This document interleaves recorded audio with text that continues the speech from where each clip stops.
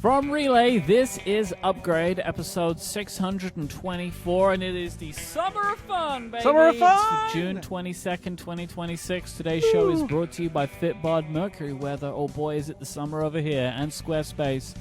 My name is Mike Hurley, and I'm joined by Jason Snell. Hi, Jason. Hi, Mike. Then we're going to talk about the weather. I'm actually going to talk about the weather later on in today's episode, but boy is it hot here in London. But we don't have any time for that. Very foggy Snell here. Talk time. Justin wants to know, Jason, what should I tell people, or how should I respond when they ask where Dongletown is in the state of California? I went on a cruise this weekend and had a man staring at my shirt for a while before he approached me to ask where it was. He said he had lived in California all of his life and had never heard of the town. Well, I mean, first off, you could just say it's a joke. Mm-hmm. But, and that's probably the polite thing to do is, oh, it's a joke. It's about how Apple made a bunch of changes that required people to buy a bunch of new cables and adapters and stuff. What I instantly thought of when I saw this question was you should say it's right by the Apple Store. But it's got to be by the coast, though, right? Support town. Yeah, I know, and it's got a beach, U.S. beach Type C. Yeah. So it's by the bay at Thunderbolt Dock. So I would imagine that it's probably it's a little like, Buffy the Vampire Slayer was set in Sunnydale, which is not a real town, and even though it sounds like Sunnyvale, it was very clearly like Santa Barbara is what it actually was. Okay. So Dongletown is somewhere in Southern California. It's like, I don't know. It's a beach town in Southern California, that somewhere down, like, I don't know where. Kind of south of LA before you get to San Diego. Yeah. Okay, very nice. That's somewhere. There you go. So now next time someone asks, say it's down there. It's down. It's Southern California, just sort of like north part of Orange County, maybe, or just like is it south of Long Beach? I don't know. Because the truth is, it disappears into the fog, and only reappears every few years, like Brigadoon. State of mind. Dongletown is a state of mind. It is, and it's by the Apple Store again. There's an Apple Store there. If you would like to send in a question to help us open a future episode of the show, please go to upgradefeedback.com, just like Justin did. We have some follow-up. Jason, Jamie wants to know, how was Julia's graduation? Is this daughter Jamie or a different Jamie? Unknown. We had a great time. Say you had a good time with Jamie. That might be I had a great time with Jamie. Hi, Jamie.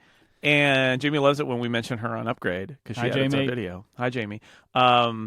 We did. Well, we obviously did Upgrade last week on the wrong day, which was weird. But we made, and I was in the wrong place. I was in our Airbnb in Eugene. It was an incredibly hot day. They had to call off or move. We basically cancel and move some of the graduations that were going to be held outside to later in the day inside because it was like 100 degrees. Just extraordinarily hot. Fortunately. And unlike Jamie's graduation, the all-campus graduation was at the stadium at 9 a.m. So it only lasted an hour, and it wasn't hot then. It was still early in the morning, and the way it generally works on the West Coast, especially, is it cools off overnight. So it wasn't hot in the morning, and then the afternoon graduation was in the basketball arena. So. We had a great time. Very proud of our second child graduating. To me, honestly, the most emotional moment is one of the graduation speakers was listing things that some of their parents may have done for them, and one of them was pay for their tuition. And I had that moment where I realized, past tense, we did it. We put our kids through college. Yep. And now we're done with that. We did it. We 25 years ago, we made an estimate of what would be required for our children as they were being born, because we started with Jamie and then we added an account for Julian when he was born, to go to college. And I am happy to say that we nailed it. with Julian, we really nailed it. Like, I think there's only a couple $1,000s left in his account. Oh, I see what you mean. You got it spot on the money. I thought you were just saying like you've paid for it now, it's all done. No, we managed to do that. So that's, we were putting money away for 25 years to do that. But now it's over. Like, the whole process is over. We did successfully pay for our kids' college, and having some family members who have been crushed by student debt over the years, I am very happy to have been able to do that for my kids so that they don't have to worry about their student debt when they're trying to first make their way in the world as adults. So yeah, it was great time. Nice drive. The drive from Northern California to Oregon is beautiful. There's, you get to go past Mount Shasta. I went past Mount Shasta this time and was like thinking of the California Bear Trophy and thinking soon it will be macOS Shasta, but not yet. Jason sent me a picture of it. I did. It really is remarkable because it's so tall and out on its own that, like, you're just driving nowhere near it, and suddenly on the horizon you see this giant snow-capped volcano, and you're like, oh, there it is. And then Shasta. For the next 4 hours, it is with you until it fades into the distance again. On a completely different note. Yep. I don't want to do Lawyer Up today, so this is in follow-up. Essentially, Brazil has now taken on the Europe model for alternate app marketplaces with varying pricing structures for third-party payments and the Core Technology Commission and all that stuff. I did a scan, I kind of scanned through it and looked through Apple's documentation. It seems basically akin to what has now been the proposal in Europe for a little bit. So, just another one. Just another one. Just another one on the pile. It's Rumor Roundup time. Yeehaw. I have a quick roundup today of various reports from the Sheriff Mark Gurman over the last week. Mm-hmm. So a few little bits of stuff, little details. Mm-hmm. So the AirPods with cameras are now set to debut in late 2027. Yeah. He didn't describe why. Yeah. He said, because what he said was they were initially thinking it might have been as early as the end of this year, and now he said that they're not. Yeah. And he didn't really say why, but for some reason. And I honestly wonder if they feel like that tech could get better, or they're doing okay, or quite honestly, given his reports about what they're working on, and the fact that they got a bunch of stuff that they want to ship that they've not been able to deliver because Siri hasn't been good enough, and now presumably it looks like it is good enough as of this fall, that they may have just said, this is too soon, let's push it off, we have too much already. But for whatever reason, because Gurman didn't give one, they seem to have pushed this product off. The best that he gave was the deadline slipped in part because of Apple's prolonged struggles with artificial intelligence software, but that doesn't say why it would have gone from 26 to 27. Yeah, but it may be that the pipeline is so. I mean, like, there is an argument to be made that even a company like Apple, like, too many products at once is too much. It's overload, and it's not just overload on the mind of the public, which is important because you're trying to market this stuff, but it's overload on your factories and your marketing team and your advertising. Like, you can't ship 8 new products at once, right? Like, it's very hard. So this may be a product that for whatever reason they're like, we can wait on this one. This is not, the world is not crying out for the AirPods with cameras in them. However, I've been thinking about this. I think you have too. And Gurman confirmed, I think, this has been the speculation for a while, but like, they're not for taking pictures or video or anything. They are sensors. They clearly are about basically visual intelligence. And I have been using visual intelligence or whatever you want to call it, the camera feature of the Siri feature of the camera, whatever, and the betas for the last week. I've already used it far more than I ever bothered to use visual intelligence, and I feel like the results are better. And it's not just the results are better.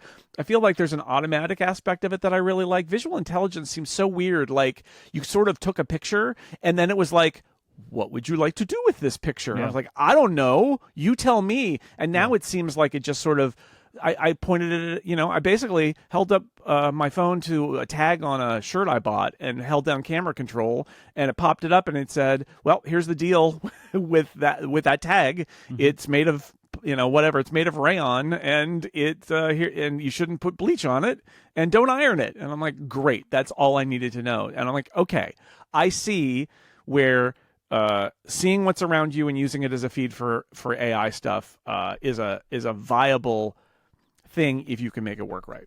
Yeah, the way that they've implemented it in 27 is the camera button is replaced with the Siri icon. And so, as you say, if you just press the camera button, it will just take a guess at what you want to know. But it also has the buttons that it used to have, like the little question bubble thing. And so you can ask a specific question if you want to, but otherwise it's going to take the best guess that it can. And, I would say as well, like the quality of the responses that I'm getting make me see more about why this product might exist. Like, my mind is not being blown by what Apple is telling me. Like, sometimes it's not at all understanding what I want from it, or it's just kind of, I've had it hallucinate with me today a little bit. I have some quotes on a monitor on my desk, and there's a quote from Johnny Ive, and it attributed it to Steve Jobs. And I asked where it got that information, and it says the Post-it note says it, but it doesn't. And I said, no, it doesn't. It's like, oh yeah, no, sorry. It's Steve Jobs' quote. I'm like, oh, you're just going with this. You're just like making it up.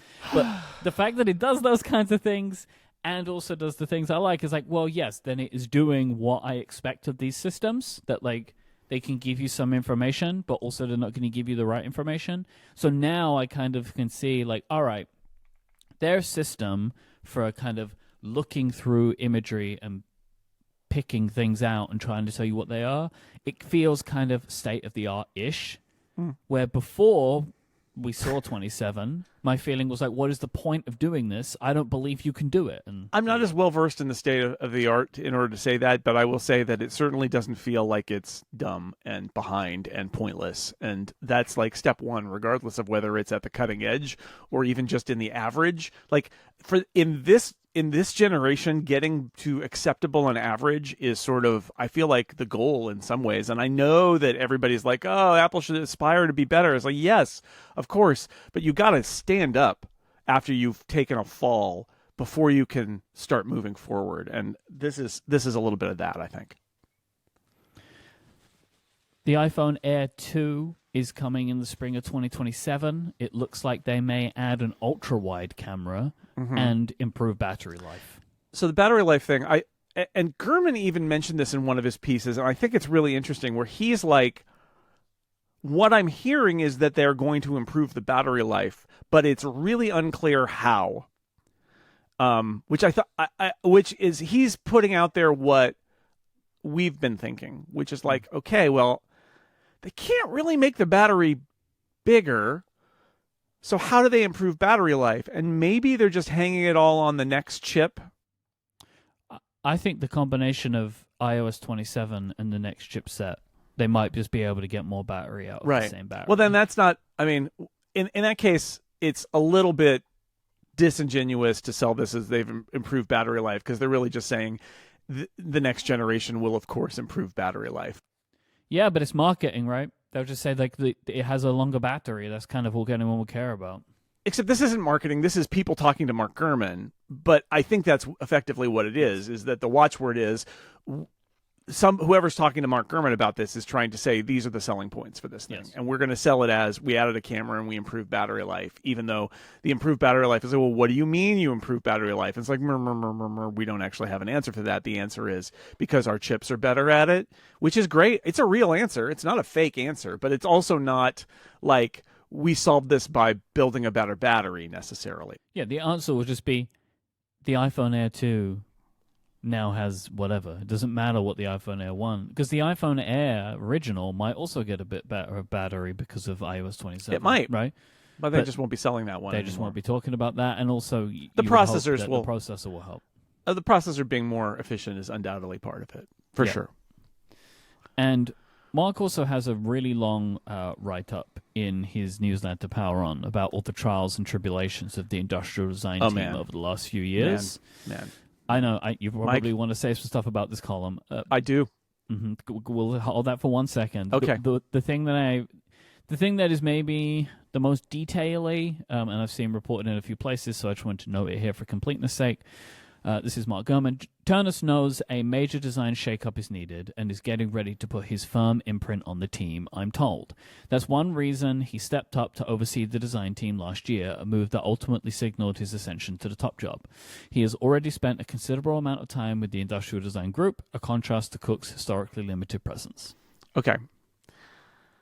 So first off, that statement right there. Let's look at that a little bit. Mm-hmm. It feels very much to me like something that's being told to Mark Gurman by people in the industrial design group because they feel like John Ternus is giving them a little love and attention that they feel like they didn't that they always deserved and didn't get from Tim Cook, but they would not be given. So then they just assumed he's not a design guy, etc. So the way it's framed is, I would say, the way so much of Mark Gurman's coverage of this issue is framed, which is why we always say here at the Upgrade program, consider the source. Consider the source. It is obvious that many of Mark Gurman's greatest sources at Apple over the years are designers. In fact, I would go so far as to say it is obvious to me that the design group is one of the, if not the biggest source of leaks at Apple, because I can also point to the Trip Mickle book and even Yukari Kane's book as being so focused on the design aspect of the company, and so taking the point of view of that the heart of Apple is design, say designers, that it's very clear to me that the designers, not all of them, I'm not saying all of them, but I'm saying like a lot of them, one of the great sources for people reporting about Apple is people talking in the design group. It's also the group that probably has the majority of stuff to leak. Because they see everything. They see everything. Yeah. Physical exactly. And digital. Exactly. So consider the source here. This is this thing about John Ternus and him being put in charge. Like, did they feel like really excited that the guy who was going to be the CEO was first going to be given oversight over the design team? That was a shot in the arm for them. This is what this looks to me like, is that they're like, okay, we have a little morale problem in the design group, and John Ternus is going to kind of try to turn it around. And what they're saying here is they turned it around. Now, the framing of Mark Gurman's column is, oh, thank goodness John Ternus is going to save Apple because he's finally listening to the designers. But I'll say again, John Ternus is going to turn around Apple because he's finally listening to the most important group at Apple, the designers. Say the designers. Because the designers are the ones who are the sources here. This is just like, you cannot look at Mark Gurman's coverage over the last year of Apple stuff and not think that his sources are designers in the industrial design group and the software design group. If it's not Alan Dye, it's people who know Alan Dye. And part of it is, I'm not saying these sources are lying to Mark Gurman. It's not true. But they have a perspective. And I would say that because this is the information Mark Gurman's getting, his analysis of these situations tends to follow that perspective. And what bothers me about, I know I'm getting a little out here, but like what bothers me about it is it's so self-important. And of course it is, because the people who work in that group think that they're the most important, because so many people think that they're important cogs at Apple and they don't get the love that they should and all of that. I get it. But like this narrative that Apple lost its way because like Gurman's newsletter says something about how like, oh, the laptops look pretty much like they've done for 15 years, and that's a sign of Apple's failure. It's like, have you seen all the other laptops that are out there? Like, everybody just does Apple's laptops too. I'm not sure that's a sign of failure. Maybe it's a sign that you're bored and you wish that there was something more exciting and dramatic to write about, but it's not necessarily a sign of failure at all. And in fact, there have also been a lot of design failures. And I personally believe that what happened is I believe an alternative narrative about what happened, which is that Johnny Ive stayed long before his sell-by date because he was bored, and they kept him because of optics, and they put him in charge of stuff he should never have been in charge of. And that Alan Dye is a great example of somebody who comes from a high fashion kind of sensibility, who's maybe disconnected from the concept of Apple as making functional products for regular people. But if I was in the design group, I would look back at the era of Steve Jobs and Johnny Ive and say, yeah, we ruled then. Why are we not, why are we not the rulers of Apple now? Because this bean counter Tim Cook came in and he made it all about operations. But it's a different company in a different world. This doesn't mean that design isn't important. Industrial design and software design, they're incredibly important. But I would say that a lot of these leaks say to me, not, oh, Apple has a problem because they're not listening to designers. They say to me, oh, the design group is a problem at Apple, that they're malcontents who think too much of themselves and don't think as much about the work of the rest of the company. And they're really mad that they're no longer completely centered in the company's culture and structure. And they're fed up with it. And they're leaking things to Mark Gurman, and they're leaking things to Trip Mickle at the New York Times or for his book. And like, that is the narrative that they're pushing. What's funny is, while Mark Gurman is still writing the narrative in his newsletter that is Apple's kind of lost his way, there's now this little shiny bit in the middle, which is, but John Ternus will turn it around. John Ternus, he gets it. He gets it on a level. By the way, John Ternus is a hardware guy. He's not we. He's not the we of the designers. He's a not we. He's a hardware guy. But he gets it. He's showing them love. And yeah, you could say, this is a real shift in strategy and a redemption of Apple from the dark Tim Cook era where the designers weren't listened to. I view it as being, John Ternus is a pretty good manager because he's gotten these people who seem so angry and discontented to feel like they're being listened to and that they're part of the company again. That's smart management. I'm not sure that this is anything more than managing those people to feel better about their role at Apple, which is an effective bit of management. I'm not sure this is an enormous shift in the strategy of how Apple operates as much as it is making the designers feel a little more loved and appreciated. But anyway, so as with so many things, and I'm trying not to be mean here because I think Mark Gurman has great sources and does incredible work as a reporter, but like the analysis in that column about how he's just taking what the designers say. And I'm sorry, I just have to roll my eyes at the analysis in it. I think it doesn't really hold up to any scrutiny. So congratulations, I guess, to the designers for getting John Ternus to tell them nice things. And maybe their leaks will be nicer in the future. Who knows? Isn't it good, though? Like, both potential scenarios. So let's take it on its face. On the face of it, Ternus cares more about design. If we just take it at face value. Sure. Or if we jump into your analysis of it, Ternus is a good manager of people. Aren't these both potentially good things? I think they're both true to an extent. I just think it's the people who are being managed are never going to say, oh, thank goodness he cares about us and he's shining some light on us. They're going to say, yeah, we should be in it. It's not that they shouldn't. And I will admit, like, when Gurman reports that Cook really limited his interaction with designers, he handed them off to Jeff Williams. He kept them at arm's length. I understand why he might have done that.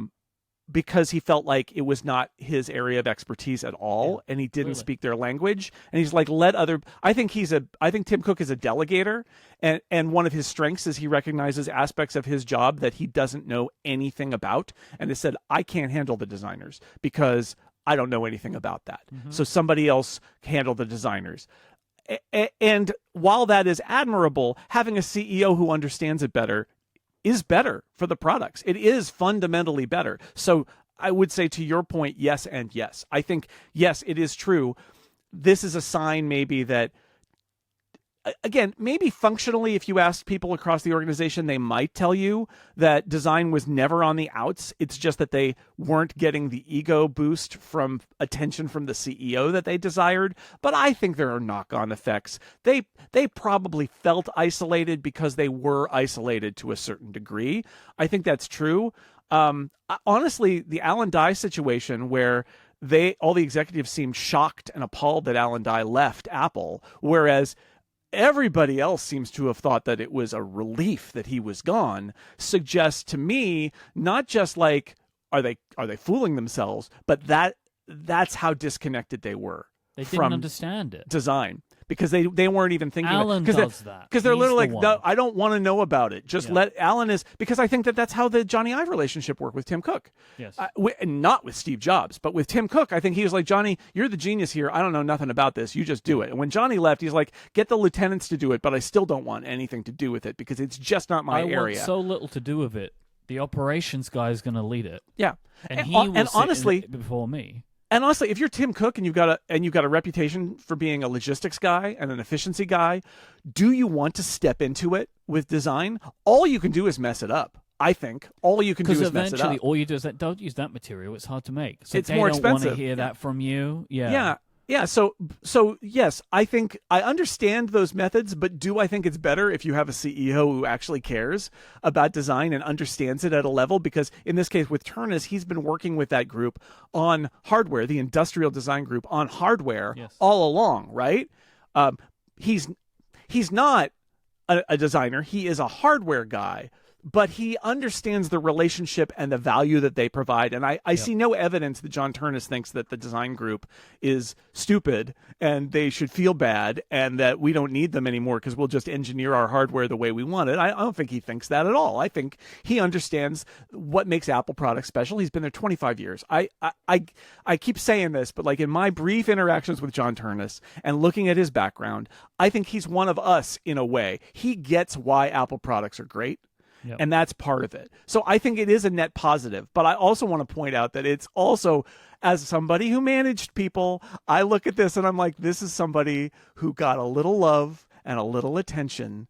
And you know what? You should give your employees love and attention. Yes. You as a top level manager, I'm just going to say it. You have needy people and you're like, geez, I wish they were not so needy. But what you do is find a way to give them that. And like, you might roll your eyes in the background and be like, why do I have to do this for you? But the fact is, different people need attention in different ways. Part of understanding people, having empathy for them, is understanding this is what they need. And at Apple, a company that's full of engineers and software developers, the designers probably feel a little bit like outliers. Even though they are software designers and industrial designers, they're still designers, right? Their clocks probably tick a little different than the engineers do. And so I'm sure they need attention in a way that that some of the other rank and file at Apple don't need attention. And it made me smile when I saw this line about Ternus, because it made me feel like, oh yeah, I see what he's doing there. Mm-hmm. He's making them feel valued because they didn't feel valued for a few years under Tim Cook, and he wants them to feel valued. And the best ones are when both are true.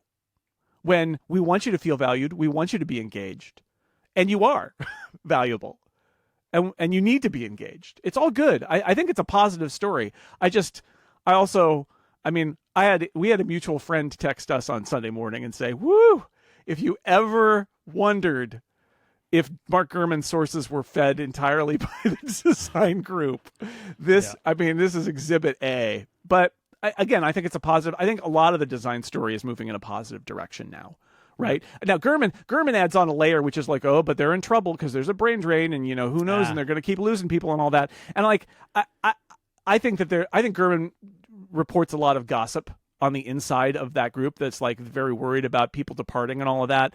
I'm a lot less interested in that narrative, but anyway, I think it's good for John Ternus that he's giving them enough of a feeling of attention that they feel better about their place in Apple. Like how John Ternus values the industrial design group, I really value our listeners, and so I would like to take a moment to apologize because I said this would be a quick rumor roundup, but in fact I lied. I lied to you all. It wasn't a quick rumor roundup. I mean, you knew I was doing this, right? I had a feeling. I didn't know for sure, but I knew it was definitely a coin flip away, and I know how coin flips can be with you. So I almost changed the rundown this morning. I was like, Jason's just going to talk about this Mark Gurman report for a while. I was like, no, we'll just slide it in there. We're going to give people their money's worth in this episode. That's for sure. This episode is brought to you by our friends over at Fitbod. If you're looking to make changes to your fitness, getting started can feel tough. That's why I want to tell you about Fitbod. It is an easy and affordable way to build a fitness plan that is made for you. Because everybody has their own path that they take when it comes to personal fitness. So Fitbod will use data to make sure they customize things to suit you. Fitbod will adapt as you're improving, making sure every workout remains challenging and pushing you to make the progress you're looking for, because you will see the best results when a workout program is tailored to you, to your body, your experience, your environment, and your goals. Fitbod stores all of this in your Fitbod gym profile. Then as you're doing your workouts, it will track your muscle recovery, which it adds into all of this, and make sure that you avoid burnout and keeping up your momentum. As it's tracking your muscle fatigue and recovery, it will design a well-balanced workout routine for you. You're going to get new exercises, new rep schemes, supersets, and circuits. I value that it's giving me new stuff to do, so I'm not getting bored. That's a really important thing for me with fitness and workouts. Like, I don't like doing the same stuff all the time. I want to be engaged, because then I'm more likely to keep it up. Fitbod builds your best possible workout by combining AI and exercise science. They have analyzed billions of data points that have been fine-tuned by a team of certified personal trainers, and you can be sure you're learning new movements the right way thanks to more than 1,000 demonstration videos. The app is super easy to use. It helps you stay informed with progress tracking charts, weekly reports, and sharing cards so you can keep track of your achievements and personal bests, and also share them with your friends and family. And it integrates with your Apple Watch, your Wear OS smartwatch, and other apps you might use like Strava and Apple Health. Personalized training of this quality can be expensive, but Fitbod is only $15.99 a month or $95.99 a year. But you can get 25% off your membership by signing up today at fitbod.me/upgrade. So go now and get your customized fitness plan at fitbod.me/upgrade. Once again, that is fitbod.me/upgrade for 25% off your membership. Our thanks to Fitbod for their support of this show and Relay. Are you ready, Jason Snell, for the prices to all go up? Price number go up, Mike. Tim Price Cook go has up. given a rare interview to Rolf Winkler at the Wall Street Journal to prepare people for the fact that the prices of Apple products are going to increase due to RAM and storage pricing and availability and the crisis surrounding it. That has all been brought on by the advancement of AI infrastructure building, which is a thing Tim does not in any way address in this interview. None of his... It's like those memory guys. Oh, they got us, and they're passing on. What did it say? There's less supply at a time when consumers want devices, and the memory guys are passing along huge price increases. We definitely need memory pricing and supply to return to reasonable levels for consumer products. That's the bottom line, he says, because Tim Cook said so. It's the memory guys. The memory guys. Those guys. Rascals. Those rascals. Oh, man. Remembered things. Mm-hmm. We knew this was coming, right? Yeah. I mean, this has been obvious. They warned about it in the quarterly earnings call. They said this is not sustainable, and I think it's fair. Ben Thompson has made this point a bunch that Apple's holding in an inflationary period. Apple holding the line on prices for 5 years means that in some ways the stuff that they're selling has never been cheaper, because the prices essentially have gone. The actual prices have gone down over the last 5 years because there's been inflation and Apple has not raised their prices, which is true. So I think it might have been inevitable that at some point they were going to hike them. And then the memory thing happens. It's like, well, they're obviously going to hike them now. Mm-hmm. I think for me, the question is how, right? What levers do they pull here? Because there are a bunch of different things they can do. They could just raise the price on every single SKU at every single level.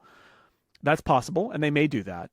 They could do what they've been doing, which is drop base level SKUs, drop the base model and start selling the higher model. That's what they did with the Mac Mini. I think that's probably not enough, although I think it's possible to do it in some circumstances and in some ways. And they've done it before with iPhones too, right? Where the starting price increases, but all they did was remove the base storage tier. Right. They took the $9.99 and made it $10.99, but it was really the $10.99 tier was now still the $10.99 tier. It's just the $9.99 went away. These are all tricks they can do, although they pulled some of those levers before. And then my other question is, how do they deal with it across product lines? Because, for example, the MacBook Neo the price is incredibly relevant to what that product is. And they have products above it in the line that are, and also the margins on, I know this is going to be a little bit contradictory, but like the margins on the MacBook Neo are probably not enormous, but also the percentage-wise changes that you could make are not enormous because it's not a very expensive product. So I guess my question is, do you raise the price of the MacBook Neo? Or do you keep the price of the MacBook Neo where it is, but raise the price of the MacBook Air, which makes the Neo actually seem even better, but also if you don't like the Neo, you can say, well, you can still buy a MacBook Air. It's just more than it used to be. And then that allows them to raise, I guess that's part of what I'm thinking is, are we going to see them raise prices across the board, or is it going to be one of those cases where Apple is more likely to raise prices on the higher expense items because the people who buy those tend to be a little less sensitive to price change, and that's where you have your biggest margins? Or what if you do it to everything, but you scale the amount of increase based on the starting price? Maybe. Right? So like the iPhone 18, is it 18? 19. Be 19? Yeah. I don't remember anymore. 18. Yeah. The iPhone this 18. Fall? Yeah. Yeah, we're on 17 now. Okay. The regular one goes Right. up by $50, but the Pro goes up by $150. Yeah, or 100, or I mean, maybe. $100. These are the calls, and we don't. You know, the problem is we don't see the other side of the spreadsheet. We don't actually know what the margin is on the MacBook Neo. I would argue that it would be very hard to raise the price on the MacBook Neo, but if everybody is raising the prices, then they can get away with it. But on the high end, I mean, this is that rumored M6 touchscreen OLED MacBook Pro is the best example of this, right? Because that product is totally going to cost a fortune, and the reason is it doesn't even have a price, and it's basically the very, very top of the line. That is a product that they're going to be able to sell and say, look, the people who are already spending thousands of dollars on a computer, you'll have to spend more. And I know that's frustrating if you're like, yeah, but I wait many years to buy a computer so that I can save up the money to buy this expensive computer and then use it for many years, and now you're making it even more expensive. It's like, yeah, but that's kind of the rationale. It's a version of what I've been saying all along since the iPhone 10 came out, which is Apple keeps kind of exploring, are there prices above which nobody will buy a product? And what they found is that there's a large portion of Apple's installed base that it doesn't mind spending even more and even more and even more. Remember, people were mad. What was the original iPhone? Was it like $699? And people were furious. It was $699 with a contract, which I get, but like it's been, you could buy an iPhone 17 Pro Max with all the storage in it for like almost $2,000 now, right? Yeah, it was what, $699 and then dropped to $499 after 2 months. Yeah, that was it. Yeah. So what I'm saying is just like the prices have been going up for a long time now at the high end, and they split the line into two. And what they found is like people still, there are people for whom an expensive phone does not appeal and they will not buy it. And that's why it's great that they split their line in two. But what they're trying to do is say, yeah, but for the people who are willing to spend more money, we want the money. We don't want to just sell the iPhone 17. We want to sell the iPhone 17 Pro Max with lots of storage for $2,000 because we make so much in profit on that phone. And we don't want to lose that person and say, no, just buy the $799 phone. You'll be fine. We want them to spend $1,000 more on us. That is the challenge with them, is like, do you do it? Yeah, I wonder what they're going to do. I wonder how their approach is going to work here, and if it's going to be something that happens now, or if it's just going to happen when products get announced in the fall. I don't know. It launched at $499 for the 4 gigabyte, $599 for the 8 gigabyte, and then they dropped the prices later on. Right, but the point is that it was a fairly low price by today's standards. But it was, at the time, was ridiculous because nobody paid money for phones. They just got the contract. Exactly. And now, Apple, and especially when the iPhone 10 came out, like Apple has just been turning up the heat and just raising that price. Not the price to get into an iPhone, the price of buying the biggest and best configured iPhone just keeps going up. We'll get those details locked in our head when we get to the iPhone for designed in California. Don't worry. Some people will buy it. And Apple wants, this, the bottom line is like, if you're willing to spend $1,500 on a new phone, Apple wants you to spend $1,500 on a new phone. They don't want you to save money and spend $800. They want you to spend all of your money. Give us all your money is what Apple says. So that might factor in, right? Knowing who this audience is. But I don't know. I mean, they do have a lot of ways to approach this, and it's going to be. I don't have a prediction. I think it's going to be fascinating because it will tell us some things about how they view their products and the markets for their products based on how they approach it. But it is important to note that the competition is not immune to this at all. So that was, I think, another thing that Ben Thompson said was that the place the iPhone's in, I mean, like the competition's like cheap phones, and then like everybody's going up in price. So like you're not dealing with tomorrow's prices on the iPhone and yesterday's prices on Android phones. That's not how it works. Mm-hmm. Yep, my prediction is the prices will increase across the line inconsistently. Like there will be different things they do for different products and different product lines, and there will not be like they put it up by 10% on everything. Like I just don't think. I think it's going to be. Yeah. They are going to apply what they want to apply depending on how it works for them. And everything's going to go up by 50 or 100 or 150, right? They're not going to do percentages anyway. It's going to be like steps. So maybe the Neo goes up 50 and the Air goes up 100 and the Pro goes up 150. And I don't know. I don't know. I think it. I have no. I want to read some quotes from this interview that you gave. Okay. Unfortunately, price increases are unavoidable. We're doing our best to mitigate the huge increases that are being passed to us, and we've been trying to shield our customers from the increases. But the situation has become unsustainable. This is a 100-year flood. I've never seen anything like it in any area in over 40 years. That is a really important data point, right? That the operations guy is like, no, this is nothing like this has ever happened before. That is, I got a little bit more nervous reading that. Like, I know that this thing is out there, and I know it's a problem. Like, I know, like, I'm very plugged into video gaming too. In the same way that I care about tech, I care about gaming, and it is a bloodbath in gaming right now, where it's the only time ever that consoles have increased in price at a time when they were supposed to have decreased in price by now. You know, like the PlayStation 5, the same PlayStation 5 model that came out years and years and years ago is now hundreds of dollars more expensive. Yeah, and the Switch 2 went up, and like they all went up. Yeah, I think I've never seen anything like it in any area over 40 years is quite a statement. Yeah, right? It's a worry. Yeah. That's quite a statement. And this is from the CEO of the company that basically weathered all sorts of issues in COVID. Yeah, they swallowed the chip shortages in COVID. Like they just took care of it. They figured it, and they had pre-bought, so they've swallowed this so far as well, right? Where, like, because they were prepared, but they were not prepared for the 100-year flood. Which, by the way, given everything, everybody, 100-year flood doesn't mean what it used to mean. It means like it probably will flood soon. So you got to listen to the guy who's been doing this for a long time. That this is a wild moment that even the most prepared. Apple was like the ant, not the grasshopper, right? But it didn't matter because the winter was so bad. He says, we're willing to use our balance sheet to help be a part of the solution. Obviously, more capacity is needed. But also says, like, about the idea of building their own facilities, we can't do everything. We know what we're good at. It's like, I don't really know what the balance sheet solves then. Yeah, well, so this is it. He's laying it out here. I think I got to read on this, which is Apple doesn't make their own factories. Apple hands bags of money to companies who build factories to increase capacity and then provide that capacity to Apple, right?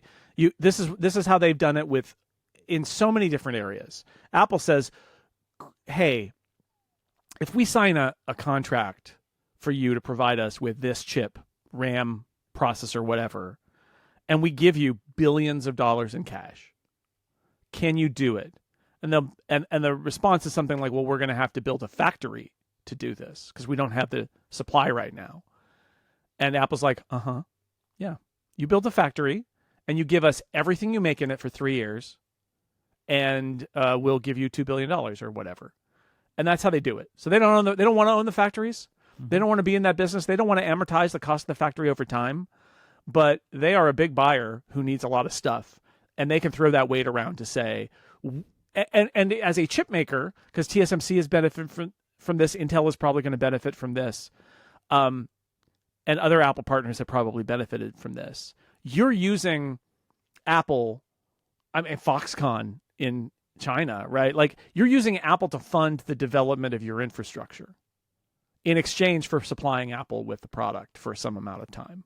And that, like, I can't speak for those companies, but it strikes me that historically that's been a pretty good way to grow your company, is to let Apple write you a giant check, build your factories, sell the proceeds, sell the stuff coming out of the factory to Apple. And then at the end of the day, as that becomes a legacy node, Apple moves on to the next factory, but you've now got a factory that you can reposition to sell to other providers or update or whatever.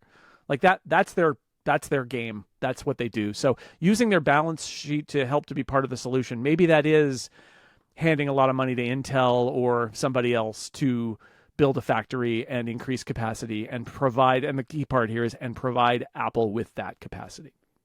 The detail that I found the most interesting from this article is this. So this is the Wall Street Journal. I'm just quoting from it because this is a back and forth between them and Cook.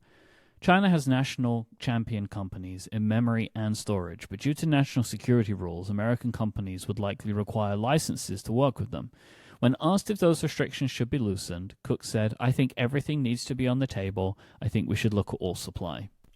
I find this very interesting. Yeah. That he sees it as there is a way to help, but we're not allowed to do it. And he is speaking out on this. And then I am drawing a link here myself. This is my conspiracy time. I make this link too. Go ahead. The next day, in a Truth Social post, President Trump said that Apple, along with other companies, is going to work with Intel to produce chips in America. I think there is something coming soon, which is that the restrictions for American companies using Chinese RAM is going to be lifted temporarily, and to get that in exchange, these companies need to invest in Intel. Yeah. Because it is very weird to me that the next day Trump will just say this about Intel. He just says it. This would be the obvious quid pro quo. Yeah. Like, you're Tim Cook and you're talking to Donald Trump and you say, "Look, this memory story is just killing us. But China has memory, but we're not allowed to do it. Can you do it?" And then Trump says, "How would that work? And what's in it for me?" And Cook's like, "We'll invest more in Intel." You like, or Trump might even say something like, "Yeah, I don't want you to invest in China." He's like, No, it's a temporary thing for the shortage. Meanwhile, we'll make an investment in American manufacturing for the long term, but in the short term, we need relief. And that has been, in this administration, that seems to be a winning strategy for negotiating with the White House, is to say, let us do this temporarily, and then in a future time, we will have it in the U.S. But right now, we can't do it in the U.S., and we're dying here, and we're an American company. Please help us by letting us import these things from China. But we won't do it forever. We'll just do it for during this crisis, and we've got a solution in the future. That's like I feel like they've done that this administration has done that so many times now, that this seems pretty obvious to me that's the potential quid pro quo here. I don't know enough about Chinese RAM manufacturing to understand how significant a help this would be. I don't either. And then my other thought was that Trump would say something like, "Well, okay, you can use that, but not in stuff you ship to the U.S." And that might be, Apple might be fine with that, of saying like, yeah, we're going to put the Chinese RAM chips in the ones that are bound for Europe and rest of world, and in America, USA, we're going to use the good ones that aren't from China that we trust better. And I mean, I'm not seeking an argument analyzing the logic of that statement. I'm just saying I could see that being a statement. Yeah, it's just like I don't know. I mean, the fear is that anything coming from China could have stuff in it that is, doing nefarious things, I think, is the fear. And then the secondary fear is you're benefiting China, which, the US has this very weird relationship with, where sometimes they're very friendly and other times they're entirely adversarial, and I'm not sure it's coherent, but that's how it is. So I could definitely see Tim Cook saying, here's a lever you could pull that will save us, and here's what we'll do in return, and that there's a transaction to be made there, because this White House seems to be nothing if not transactional. Yep. This is not a great time to be introducing the most expensive iPhone ever, is it? No. No. It's going to not be great. No. But,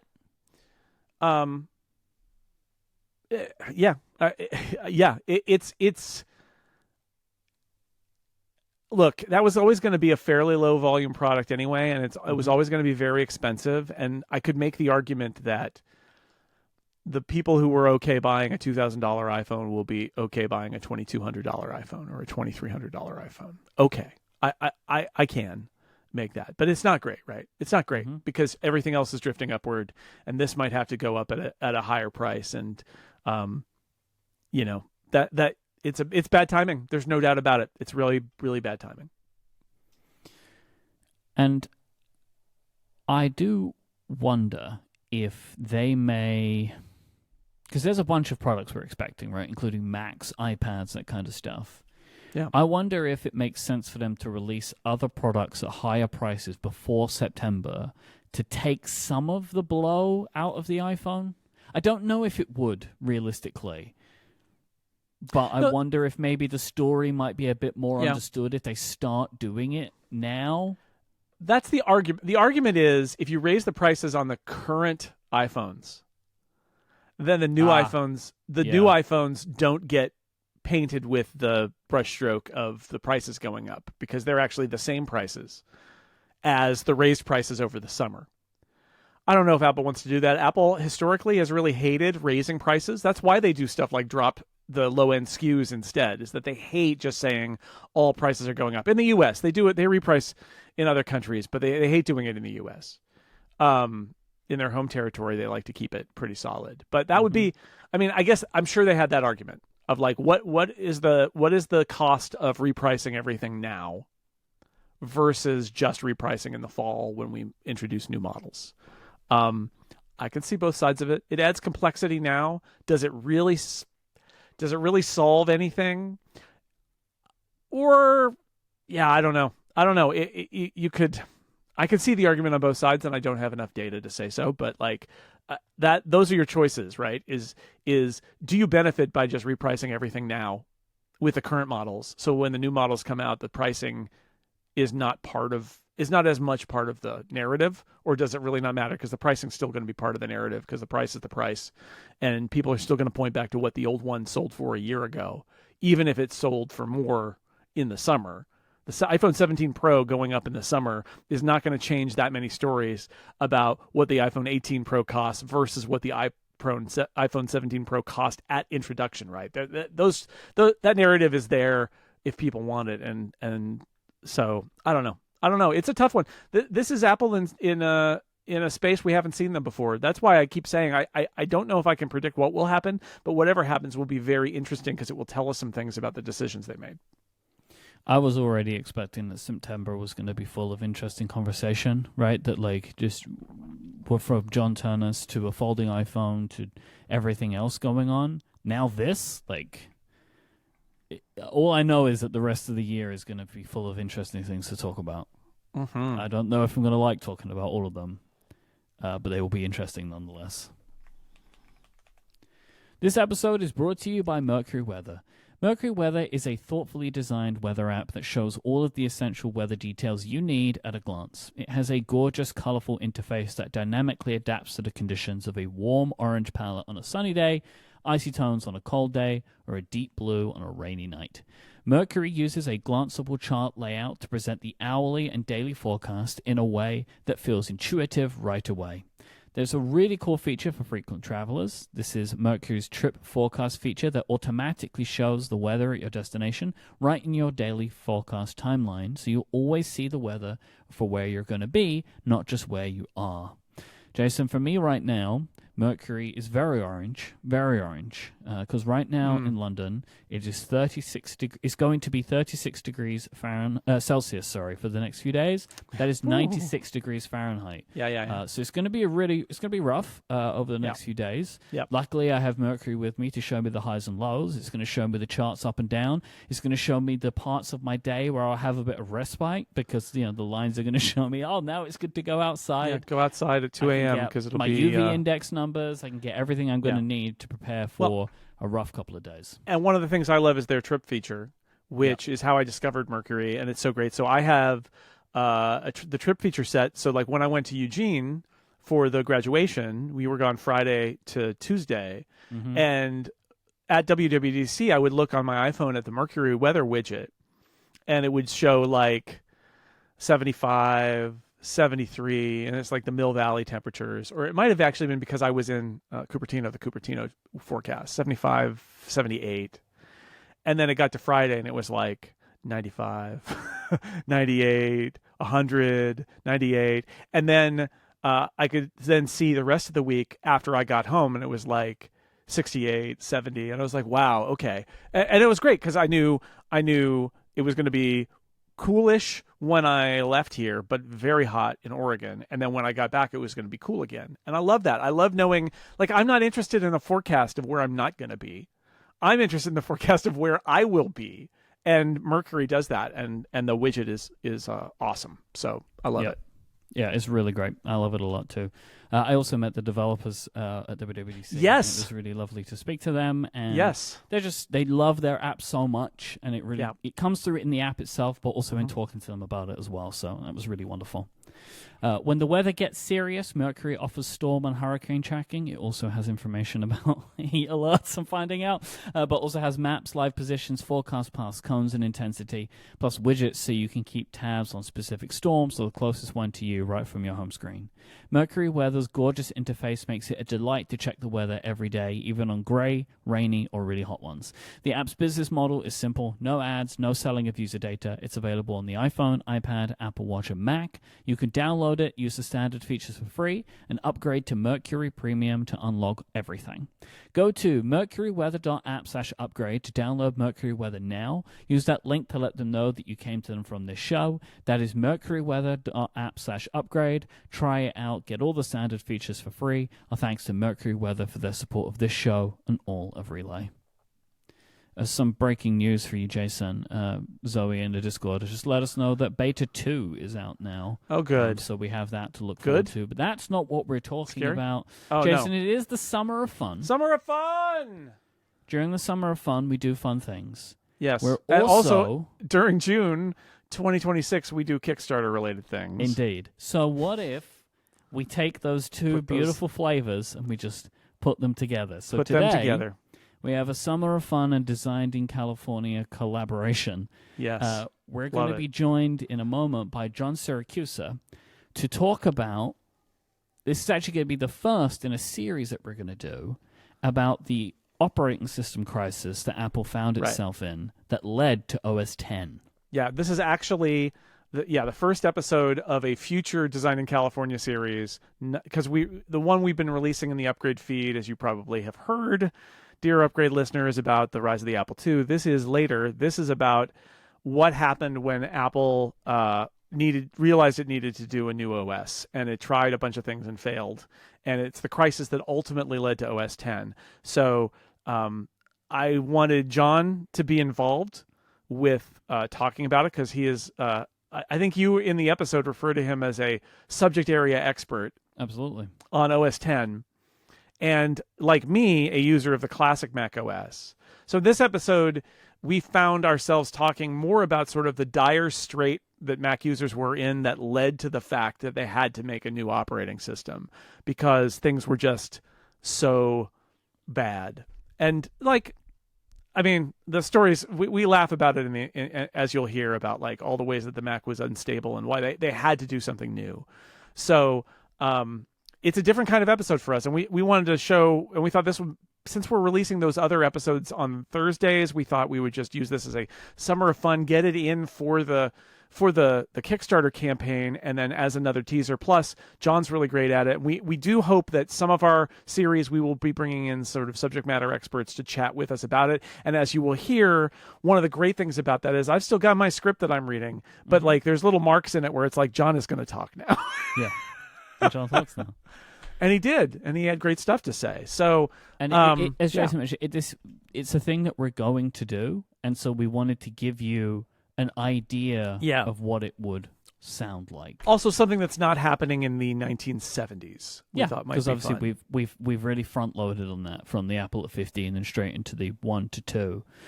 Which, by the way, the final episode of our Apple II series will be out on Thursday. So yes, you can look and we forward to promise that. that's it for this feed. We are not going to stick There's more no design in more- California in this feed. Kickstarter is over. The podcast is happening. I won't say no more ever. That's probably not a fair thing to say, because right. I would not be surprised to see future Summer of Fun designed in California like things. Crossovers. Here, It's possible, but So I don't for wanna say those who are never. like, why are you releasing this this thing in the other feed? We know, and we have to do it because we are doing a Kickstarter campaign. But it will be over next week, and we would love your support at design.fm if you haven't yet. But and this will be another preview of what we're planning to do when we launch that podcast, which is going to happen because we made our goal, but we would like to continue to grow. And thank you to the 2,000 people who have supported us already, but we would love more support if possible. And we made a bunch of announcements. The poster, the show, the art, that A4 show art that we promised at that tier level, everybody gets 2 different ones now. Mm-hmm. We just doubled what's in that one. So if you were thinking about that tier, now you've got another reason to think about it, because there's going to be, you get 2 different pieces of art, only one of which will probably be signed by both of us because there's only so many things we can sign. Yep. And we're going to do more theme song variations by Chris Breen. We're going to commission more art. We've got Sam, who worked on the Atomic Blonde graphic novel with Anthony Johnston. He drew it. He's doing art for us for this project. Mm-hmm. We have some great original art by Katie Shuttleworth that is in an incredibly adorable thing that we're working on for. Here's the thing. I am waiting on a quote, a feasibility quote. Yeah, and then we can share it. Come in. And but then it's amazing. We can show you our enamel pin, which is like, is so good, gang. We love it. We love it. Fingers crossed, because also like the company that I got quotes with for pins before, I have now quintupled the amount of pins that I originally asked for in my initial quote. Right, that helps. So I think now they're just like, let's just check we can do all of this, and so we'll be back that's with fair. Shortly. That's fair. But we're doing enough volume on the art prints that we can just double the prints and give people the art that's on the Kickstarter project and some original art for the show, both, which is awesome. So so it's all still rolling. We love your support, and it was so fun talking to John. And this is just the beginning, because there's more episodes in that series to come as well. A lot of Mac users don't remember a time before Mac OS X. But before OS X arrived on the scene, the Mac ran on an entirely different operating system, the classic Mac OS, which was with us from the Mac's launch in 1984 through the funeral of Steve Jobs held for Mac OS IX in 2002. The original Mac OS evolved a lot across those 18 years, and perhaps its single most important update, System 7, arrived 35 years ago in May of 1991. It seems like a footnote now, but so much of what we take for granted on the Mac today was introduced in System 7. Take it from someone who was there. I wanted System 7 so badly, I downloaded a load of floppy disk images across my college computer network so I could install it. And I wasn't disappointed by what I got. System 7 really did show the way to the future of the Mac. This was Jason Snell writing in May of this year for Macworld about System 7 and its demise. Hello and welcome back to Designed in California. My name is Mike Hurley. I am joined by the aforementioned and quoted Jason Snell. Hi, Jason. Hi, Mike. Good to be here. Well, yeah, System 7. This is not our System 7 episode, but it's sort of like what came after, why Apple struggled in this era to make OS updates. And since we are going to be talking actually about the origins of OS X, Mac OS X, which had led to Apple's entire OS strategy for the 21st century, who better to have our first ever guest on Designed in California? Please welcome the man who wrote all those reviews of OS X in the early days. It is John Siracusa. Hi, John. Hi, guys. I am excited to be here to talk about one of the most terrible but also exciting times in Apple's history. Would you consider yourself a domain expert in OS X, John? Yes, I would. Yeah, absolutely he is. I believe it. I just wanted to know if you believed it as well. Yeah. This is fun because we've recorded a bunch of episodes about things that happened in the 1970s when, I still wore short pants and went to elementary school and things like that. And now we're going to talk about an era that we lived in, you and I, John, and went through. And yes, it was traumatic, but, it ended up being good. Let's say. It was super formative. So let's get started talking about the origins of OS X and how that happened, because it is a wild story. If you go back and you think about 1984 and the original Mac, that is a legendary creation myth almost about the Mac. They were inspired by all sorts of different attempts to completely redefine how computers looked and worked in the earliest days. The original Mac team ended up shipping a product that fulfilled those dreams. They made their dent in the universe. They changed how people viewed what a computer could be. It was really a design and technical achievement for the ages. It's a Hall of Famer. Put it in the Hall of Fame. But the thing is, innovation in the computer world kept going forward after the Mac came out. By the mid-90s, just as Microsoft finally went in on an all-Mac inspired interface, which they called Windows 95. Longtime Windows users were actually really mad. They're like, it's just like a Mac. What are you doing? In this era, the Mac operating system found itself increasingly out of date on the technical side because they had built this amazing thing, but they built it in the early 80s. Remember, they shipped it in January 84. They were building it in the early 80s. It was amazing, but also kind of bodged together. And Apple looked around and realized Microsoft was shipping a Mac style interface. The Mac suddenly seemed to have an expiration date on it. Apple needed to fix it or replace it, and fast, or else there would be no Apple or Mac left to fight on with Microsoft. This is the story that we're telling here. It is the death and, yes, spoiler alert, rebirth of the Mac. So let's start at the beginning. In the late 70s and early 80s, Apple started planning its next generation computer. There were plenty of candidates for that title, each of which has their own unique story, which we will get to undoubtedly on this podcast. The one that ended up making the biggest splash was the Macintosh, a groundbreaking computer that introduced the graphical user interface to the masses. There's a whole story to be told about the Mac, and I'm sure John would like to tell it right now. But didn't we talk about it on 20 Macs for 2020? I think it's we did a little bit. We did a little bit. Let's stay on target. Let me tell you, that was maybe 1 hour of 20 Macs for 2020. On Designed in California, that's going to be 40 hours. We're going to stretch that baby out. I think that's right. There's so much. We're all about the detail here. Like I said at the beginning, the original Mac operating system was amazing, but it was from the early 80s. It was designed for limited hardware. As a result, it wasn't designed to run more than one program at once. It could barely hold anything in memory. It didn't have a lot of memory to begin with. It had this tiny black and white screen. It was built to be the original Mac, and then they iterated it over time. But the internal features were groundbreaking and brilliant, but they were often hand-built and hard-coded and limited. And you could argue that some of the things that made the Mac so amazing also meant that in the long run, it was going to be a bear to evolve it in the years after it shipped. All right, but why? Was it that rigid? Like, what about the system meant that it was going to be difficult to evolve? The way I like to think of original Mac OS is that it's this incredibly hand-built, bespoke operating system where they were making art, in a way, out of their software, and they built this computer that they envisioned, and they shipped it.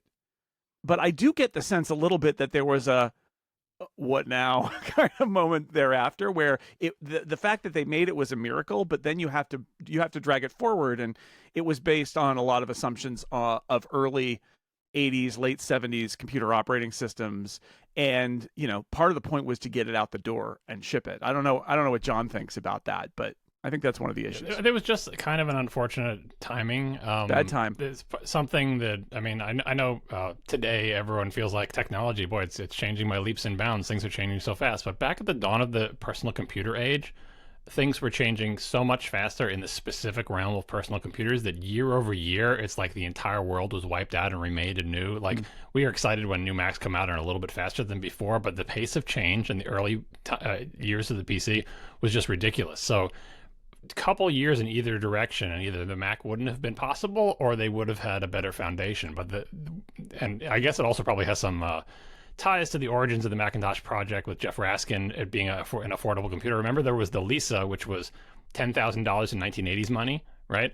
And that was trying to do the same thing. And then Jobs took over the Macintosh project, and that was supposed to be less expensive. And it did end up being significantly less expensive than the Lisa, but still it was pretty expensive. But the idea of it being slightly less expensive is in contrast to, like Next Computer or something, where like, we're just going to, whatever it costs is what it costs. That was not the story with the Macintosh. It was like, we want this to be a thing that people can actually buy.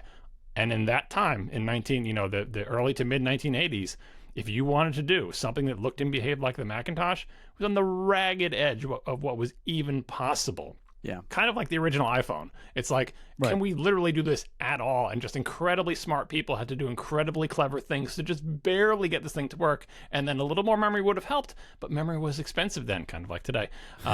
So they couldn't even get more than 128 in there. And it was just like, it was a miracle that it was possible, but push it forward 3 or 4 more years and they could have made more forward-looking decisions, because the Lisa was more technologically advanced and had more capabilities than the Mac. But it's like, if you own a machine that's $2,500 in 1984 that has a GUI that works like the Mac with only 120 kilobytes of RAM, because Steve Jobs is stubbornly sticking to that, even though we'll sneakily make it easily upgradable to 512, you get the Mac. Here's your foundation. And the Mac was a victim of its own success eventually, because it did eventually take off. And it's like, you remember all those decisions we had to make in 1984? Guess what? We're stuck with them real hard now, because it's a big industry and people are using it for desktop publishing. And like, that's what it is. It wasn't like someone made a mistake, or it was like even Steve Jobs' stubbornness. It was like, this is where we're at this time. So that's why it's looked back on as so miraculous, because like the iPhone, people would think, how is that even possible? Like when Bill Gates saw it, he didn't know how the cursor worked. He's like, what do you even, how, why? Well, they were focusing also on bringing the state of the art forward with the GUI, and the things they did, quick draw, all these stories that we will tell in great detail in the future. But like, they had their moments. They picked their spots of where they wanted to bring the state of the art forward. But also, to John's point, some of the fundamentals were kind of old world. Not that there weren't other computers that could do better things with memory and all of that, but like, you have to make your decisions when you're shipping that product. And what made it revolutionary were the things that we all know, but they were building on a kind of a hand-built foundation, and also a foundation that was from 1982 decision making.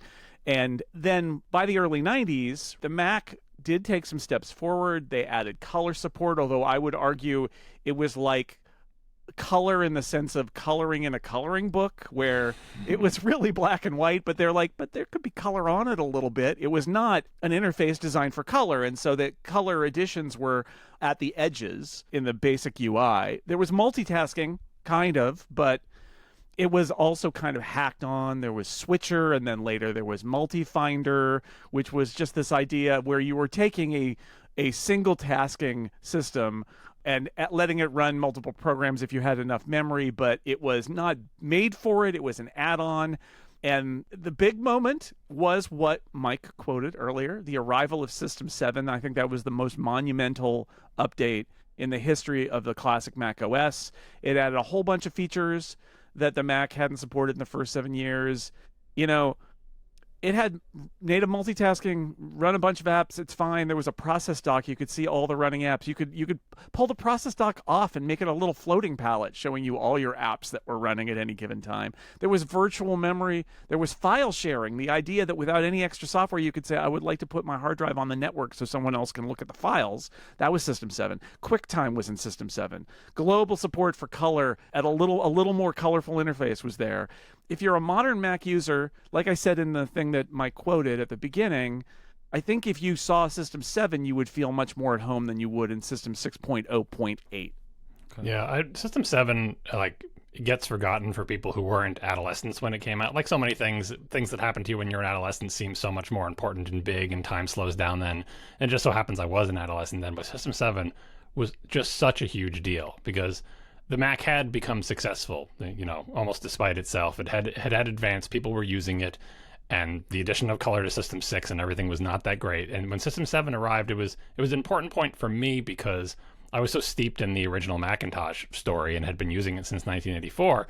And the original Mac had so many features that embodied the spirit of the Mac team. Like it was clever, it was whimsical, everything in it was clean and tasteful. There was very sort of artful solutions to thorny technical and interface problems. You're like, wow, these people are so smart. They came up with such great ideas, and it's so cleanly self-contained.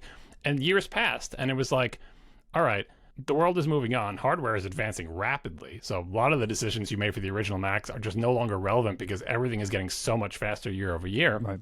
And System 7 was proof to the external world that, hey, Apple still got it. Because what System 7 added was a boatload of new features that had the same character as the things we loved from the original Mac. And it was like, okay, they can still do it. Because, I know it's only 6 years or whatever, but you're worried, you're like, hey, they did this original Mac, and so far it's gotten a little bit better. But as the original Mac team gone, Steve Jobs can they still do this stuff?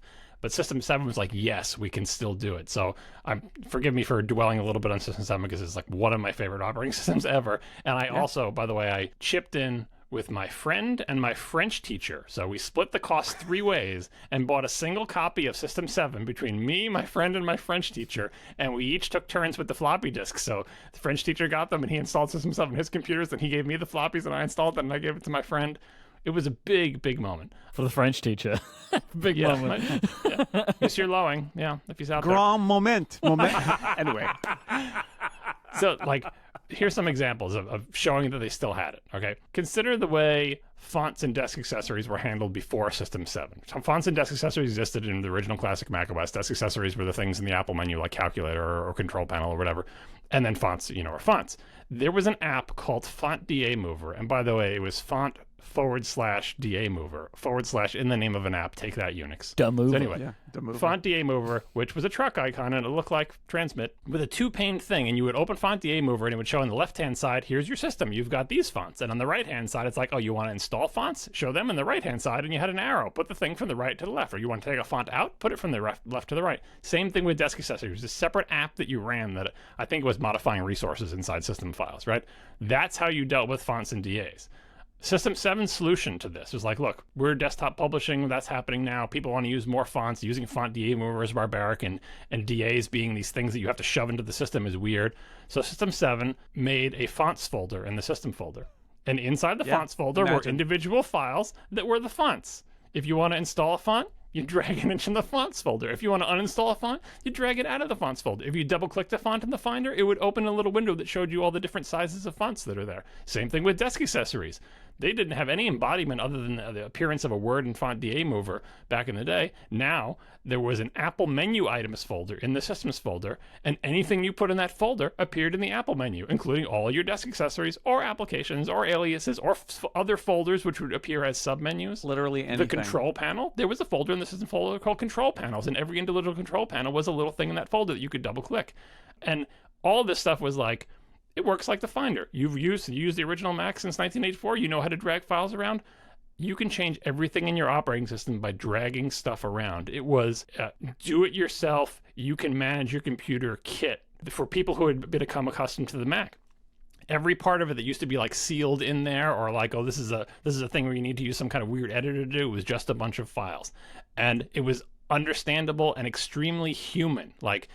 They wanted people to understand their system and be able to manage it with the tools they had used from simply using the Finder. Yeah. And this was in contrast to use a text editor to modify config.sys and autoexec.bat, which was a million miles from drag this font into or out of a folder. And it meant, you can look back on it now and say that's barbaric. You shouldn't have individual users dragging stuff around in their system folders, and then people would accidentally delete something in the system folder and hose their system, right? It was a different time, but compared to what came before it, compared to editing config.sys with a text editor, it was miraculous. And that type of thing, you would look at it oh, it's so obvious. We're so used to the way the Mac works now, but now System 7 is hey, we have clever, human, tasteful, clean, uniform solutions to thorny system interface problems, and it was just a revelation. It was like it felt like the future. It's like, I cannot believe operating systems can be like this.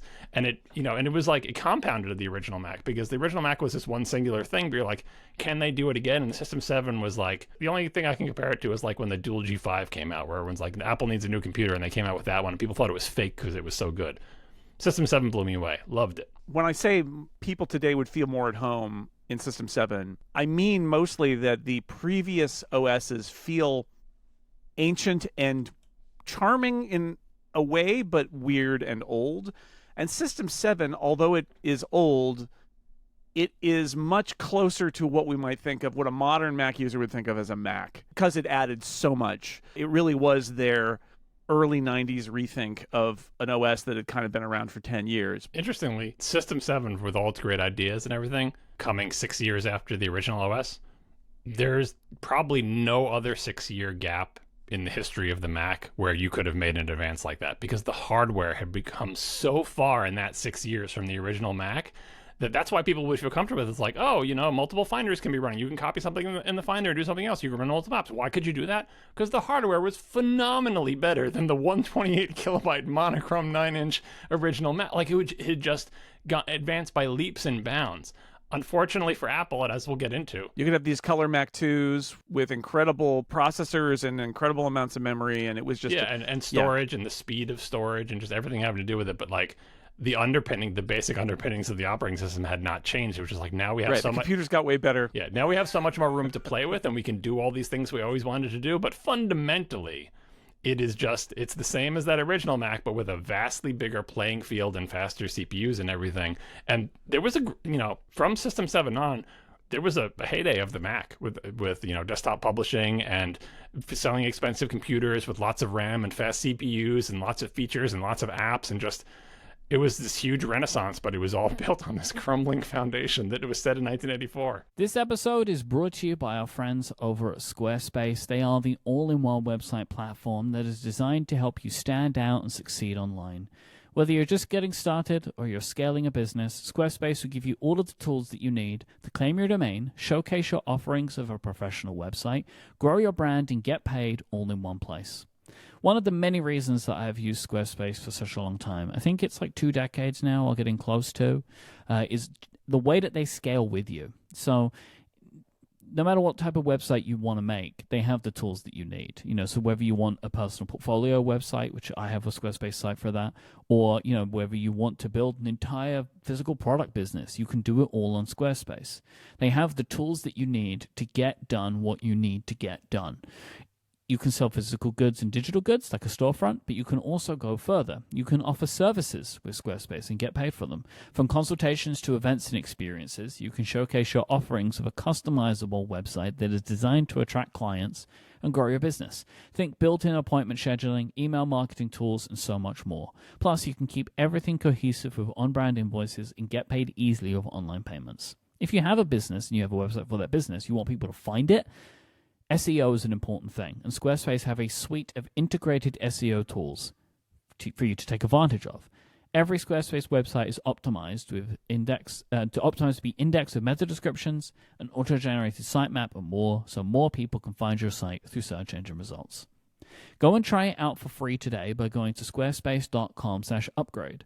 Then when you're ready to launch, use the offer code UPGRADE and you will save 10% off your first purchase of a website or domain. That is squarespace.com/upgrade and the offer code UPGRADE for 10% off your first purchase and to show your support for the show. Our thanks to Squarespace for their support of this show and all of Relay. System 7 was still lacking a lot of features that were clearly going to be important, even then, clearly going to be important to the future of computing. There was this rickety foundation. In fact, the features that shipped with System 7 were created by a software group. Here's a story. They're called the Blue Meanies, which is a reference to the villains in Yellow Submarine, the Beatles movie. Can you give us more? I can't explain this. So here's what happened. Apple engineers were figuring out what features they needed to build for the future of Mac OS, and they wrote them down on index cards. And the ones that were achievable, that they thought, like, we could do this pretty soon, they wrote on blue index cards. They put their long-term goals on pink and red index cards. The team in charge of implementing the near-term features on the blue cards got the name Blue Meanies, and what they shipped was System 7. Another team focused on the most complicated long-term issues. They were on the pink cards. These were so far out that eventually Apple created a joint venture with IBM called Taligent to work on a thing that they called Pink, based on, again, the cards, because this is like, these are way out, far future computer ideas, and it never shipped. But there were a lot of OSs in the 90s and joint ventures in the 90s that never did anything. And this is just I will cover some of them in this podcast, undoubtedly. But so they basically broke things up into what can we accomplish, which is good, and they accomplished System 7. And then there were these cutting edge features that were going to take more time, and they were not. That was a dream deferred, which in the end became a real problem for Apple, that they deferred that dream. But they were right in gauging that those were going to be hard to achieve. You got to give them that. So here's a little bit of the problem with Pink. During that period of personal computing, there were a lot of different concepts of how advanced operating systems might work. People knew how the current ones worked, but like there was not a lot of consensus about the advanced ones. And I also feel like there was a little bit of like a credibility adults in the room hangover that Apple and its peers had regarding companies like IBM, which is like, yeah, but in the big serious future, surely it will be beneficial for us to get together with the big serious companies like IBM and work on some kind of common standard. Because at that point, there had been, there's so much war. Why are we always fighting with our different standards and our different applications? And like, why don't we have these future ideas that can be globe spanning? And like, I mean, this is not like, it's like coming up with the web versus doing, HyperCard or whatever. But anyway, like, let's come up with standards for sharing C++ objects and operating system structures that can be a common API used across multiple companies. And they had all these grand ideas, and all of them involved everybody cooperating in a techno-utopian future. And a lot of those ideas were either bad ideas or were just never going to happen due to like human nature and competition. Because it's like, that's okay, but like that's never going to happen. And so it's not as if like, oh, the people weren't good programmers and didn't correctly do it. It was like, this is just not going to happen. Like, your interests aren't aligned. What you're trying to do is a bad idea. C++ is not the future. Like, it's definitely the type of project that you embark on when things are going well with your product and you're selling a lot of Macs to desktop publishers, and you're like, we should be thinking about the future. And so they had all these teams out there thinking real hard about the future. And it's kind of a blessing that they didn't go anywhere, because they were never going to go anywhere. They had a lot of smart people doing a lot of clever things, but in hindsight, it's so easy to look back on them and say, yeah, that wasn't it. That wasn't the way. Actually, in hindsight, the story I'm telling now about how Apple ended up in a quandary and how OS X came out of it, the truth is, like, OS 8 added some nice stuff. They threw some stuff in there. There's a story about that we'll get to in a little bit. But I would argue, like, from this point forward, that's kind of it for classic Mac OS. They have to essentially toss it. Like, all their other attempts to kind of bring it forward, they are adding little bits, but the fundamentals of it really can't change until OS X comes on the scene. I've got a line here from Mac User Magazine in 1996, where I worked. I didn't write this, but this is what they said. The Mac pays a price for Apple's evolutionary approach to OS development. System 7 is built from blocks piled up over the course of a decade, and that has compromised the OS's stability and performance. For the Mac to move forward, that OS needs to be rebuilt from scratch. This is describing Apple's next generation operating system project that they were working on in 1996. I guess it's funny because this kind of sentiment is what people say a lot about Windows now. Like now, that like a lot of Windows problems is they're just layering things on top of Windows, and eventually you'll find your way back into 95. Windows has its core OS story straight now, actually. But what you're talking about is the archaeology of, like, you're right. If you keep digging into Windows, you're like, it's like when you dig in like the Roman roads in the UK, and you're probably like, what level of different pavements? It's like you just keep going. You're like, wow, how deep does this go? There's like 17 roads underneath here, and Windows is like that. But that is mostly a problem of like interface and management. At least their core OS story is okay. But with the Mac during this time, like I said, like System 7 was the start of something great, and in the 90s, the Mac was exciting and it was getting lots of applications. But if you were a tech nerd, you were like, okay, but like, I see what's going on in the rest of the industry. Eventually they're going to have to address this thing. And it was like watching a car drive at 60 miles an hour towards a cliff that's 7 miles away. And as the years passed, you were like, so cliff's coming up. Are we going to build a bridge? Or like, and you get closer and the years would pass and it would be like, we're going the same speed and no bridge is there. And like, no, we have teams thinking Well, I about guess a bridge. what's actually happening is they're just putting a faster engine in the car that they're in, Right. as opposed to dealing with what's down the line. We have 7 teams working on bridges, and then you'd hear from each team, like one year it's like, oh yeah, that team, they disbanded and went on vacation, so they're not going to make a bridge. And this other team made a bridge, but they made it vertically, sadly, instead of horizontally. This team's building it from the other side. But we repainted the car. The car finally is no longer gray. It has color. What are you talking? So let's go through it, because we've been talking vaguely about this Rickety Foundation. Like, what you're in the mid-90s. What do you want your computer operating system to have? And I know that people who are a little less technical or younger and didn't live through this period might be thinking, like, what could they even be talking about? What bizarre, arcane, abstract concepts could they be dealing with? Okay, well, here we go. The Mac used something called cooperative multitasking. You're like, great, you can run more than one program at a time. We do that today. Well, another phrase for cooperative multitasking might be not actually multitasking. More than one program could run at once, but any program at any time could take control of the entire computer and not give it back until it was ready, which means if you had one misbehaving program or bad behaving program, everything else, literally everything else on the system would stop. I have a great example of this in classic Mac OS. If you clicked on an item in the menu bar and kept the mouse button down, everything stopped on the whole computer because the system is waiting for the menu process. It's like, what menu is it? What's it going to be, user? And so everything else just stopped. This is a great place to highlight the word multitasking, because especially back in this era, what multitasking actually meant was not doing more than one thing at a time. It meant doing thing 1, then thing 2, then thing 3, then thing 1, then thing 2, then thing... You're only ever doing one thing at a time, but you're like, now I'm doing the first thing, then the second, then the third, then the fourth, really, really fast. So it seemed like you were doing multiple things, but there was one processor core. So there was only one thing you could ever be doing.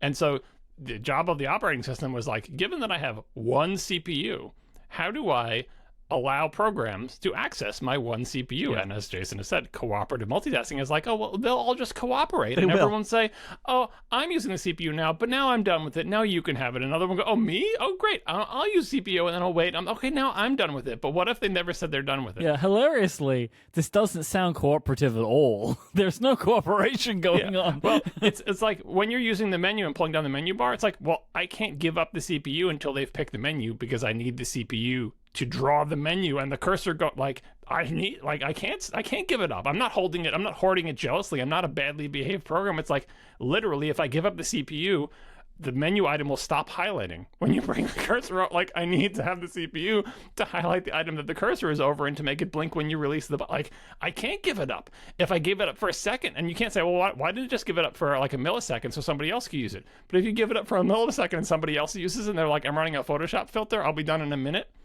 Oh, now your menu doesn't work anymore. So what happened was that you'd pull down the menu tracking routine would run, and it would give up the CPU when it was done tracking the menu, and that's it. Yeah, I mean, a good example here when I was digging through, because I've forgotten, just how bad this was, right? But then I was reminded, an example from one of the magazines of the time was, you're downloading a file in a web browser, and until the file downloads, you just have to sit there and watch it, because that's all it's going to do is download the file. That was what it was like. So what do? The answer is preemptive multitasking. Yay! Which is each individual program can't take over everything and ruin system performance. So the idea is, and this is basically what we have now, is that you can ask as a program to do a task, but there's like a scheduler, whereas it was more like a relay race with classic Mac OS. Once you had the baton, it was yours until you let it go. And the result was terrible performance. Sometimes you'd be using a program and then it would just cease to move. And you're like, why? What is happening now? And the answer is something else is going on. Or you would perform a task and in a modern computer, you'd think, well, I'll look at the web while that task is running in the background. It's like, nope, you're not going to do that. You got to leave that task sitting there chunking away because it's got the baton right now. Yeah. So preemptive multitasking, like, that existed in the 80s when they made it. And basically what that means is the operating system says, you don't get to choose when you're on the CPU. I choose when you're on the CPU. Okay. And when I decide you're done, and somebody else gets a chance. And to do that with 80s technology, especially in the early 80s, you needed more RAM and more CPU because you were slicing it up. You were like, okay, a little for you, a little for you, a little for you. And it would make things feel jumpy and bad. It's like you couldn't have done the original Macintosh and made it feel as smooth as it did with preemptive multitasking unless you had the resources of the Lisa, which way more RAM and a bigger CPU. And so it's like, we can't have preemptive multitasking. But once you build on that foundation, once you build a set of APIs, which is like, use the CPU, give it up when you're done with it, or when you want someone else to have a turn and everyone tries to cooperate and you try to be well behaved, or that's just the way it works, which is I have the CPU until I'm done with it or until I decide to give it up. And there was a culture in APIs of like, you should give it up pretty much any time you're not using it, even for a second. Use it, give it up, use it, give it up. That's what you should do. And if you're a well-behaved app, you should do that. But that was baked into the programs. There was not even a facility to say, I'm using the CPU and wait, the operating system's going to stop me? Yeah. I'm in the middle of doing something. Why is the operating system going to take me off the CPU and let somebody else have the CPU? Things would break. Things would not work. They needed to be in that cooperative environment where, like Jason said, the relay race is perfect. I've got the baton, I give up the baton. They may be grabbing the baton and giving it up really fast, but the point is they're choosing when, the programs are choosing when to do that, and the operating system has no say. Yeah, exactly right. And it had all of these weird knock-on effects. And we could say, like, well, why didn't they anticipate that they were going to need this and build it into the original Mac, even though they couldn't use it then? And the answer is real artists ship, right? Like, they had to ship. They were struggling to ship a Mac, not spend a lot of time building a foundation for theoretically what it might become, because they needed to ship the product. But the result is that, yes, you're now on that shaky foundation. So another example of this, and a major one, is this concept of memory protection, which we take for granted today. Basically, software behaving badly on a Mac running classic Mac OS could wreck all the other software running on the Mac. It could spew bad stuff into memory, that the other programs thought had its stuff in, but now it wasn't there and it was broken. Back in the day, if one program behaved badly, that was it for your Mac. And when it crashed, everything crashed all at once, and you needed to reboot. And in this era, I remember rebooting my Mac, I'm not kidding here, half dozen or a dozen times a day due to a hard crash. Like, literally everything stopped moving and there was nothing you could do but turn it off and turn it back on. Including the cursor, by the way. Yeah, even the cursor. Oh yes. Oh yes. The whole thing. Well, that was the telltale moment, right? You're watching the little pointer move along the screen and then it stops and you're like, but what, and it's gone. Today we think of the idea of like force quitting an app. You can force quit an app and then like, oh, that app went bad, I'm going to force quit it and then I'm going to move on. Or maybe the system quits it. But a funny thing that I realized when I was researching that story that Mike quoted at the beginning about System 7 is that System 7 actually added the force quit an app feature. However, you were instructed very sternly, the moment you force quit an app, immediately you should reboot. Oh, what's the point? It's like, yeah, you quit. That's good. Good for you. You might be able to save something. You might be able to do whatever, but like, get out now. That's why it was useful, because you could save in other apps if you're lucky. Yeah, right. But get out. But you've essentially set a time bomb at the moment that you've done that. Like something bad's going to happen. So, and this is the technical underpinning of that. Like all personal computers in the era, there were like affordable personal things that you could buy. Memory was just a big green field that started at address 0 and ended at address whatever, 128 kilobytes, right? And every single thing running on the computer saw and could access all of those addresses. You know what was in all those addresses? The operating system was in the address. Every other application was in that address. Any data that any application was using was in there. And so it was like, okay, everyone's on one big green field, and the operating system would say, this is your area, application number 1. And if it had like a bad pointer dereference, and it's like, oh, I'm scribbling over here. What did it just scribble over? Did it just scribble over part of the operating system? Did it just scribble over part of your like word processing document in another program? Like, did it just scribble over the thing that controls how windows close? Like, any part of memory was accessible to, that's what unprotected memory is. So not only was it unprotected, but everyone was in the same address space. You got addresses 10 to 15. The next one got addresses 20 to 25, right? Obviously the numbers are bigger than that. The operating system got address from here to here, right? And That's not a way to run an operating system. No, that is no way to run a railroad. Yeah, let me tell you. because they're using languages like C, where you dereference a pointer that's supposed to be an address to like in your 10 to 25 range or whatever, but it turns out that the value in there was 700, and now you're writing memory at address location 700. What was the address 700? I don't know. Maybe Nobody nothing. knows. Maybe something super duper important. And so that's why when you would force quit, it would kill the app that was misbehaving. But at that point, what's the state of memory now? Did that thing scribble all over the rest of the memory? You needed to get the hell out of there and reboot. Because there's no fixing it. There's no like, we don't know what addresses got overrun with this data. You just need to reboot. Yeah, so I recall from those days that sometimes you're like, yeah, I know, but I'm just going to do this thing. And let me tell you, it led to hilarious consequences. Because what would usually happen is you'd be like, okay, I force quit that. And I know I need to reboot here soon, but I'm going to do this other thing that I'm in the middle of. And then that app would crash. And you'd be like, oh no. And so you'd force quit that one. And you'd be like, I could go over here and look at this. And there would be a whole chain of crashes that would lead to, well, I guess I'm rebooting after all. And then you'd do restart and it wouldn't restart because it was so busted. And then you had to force it to reboot. And so, okay, that's bad. Oh, there's one good, I want to say there's one good thing about that. One and only good thing about that, other than the performance benefits and the fact that the Mac could ship and, blah, blah, blah. If you're working on something like you're in a text editor and it crashes, yeah, you should reboot, right? But you're like, but I was in the middle of writing something I didn't save. There were programs that would scan all of memory for like a text string. You're like, I know I wrote this 3-word phrase in ASCII in this thing. And so it would just look through all of memory to try to find like the text strings from the document you used to be working on. Yeah. And you could rescue your document that you didn't save by having it scan the entire RAM of your computer to find whatever pieces of that document happened to be in RAM. And I did that multiple times and I did save my butt. You get little chunks and you'd have to kind of piece it back together, but it would be better than the alternative. And as you can imagine, this is a security nightmare. No, it's a disaster. Everybody can see everything.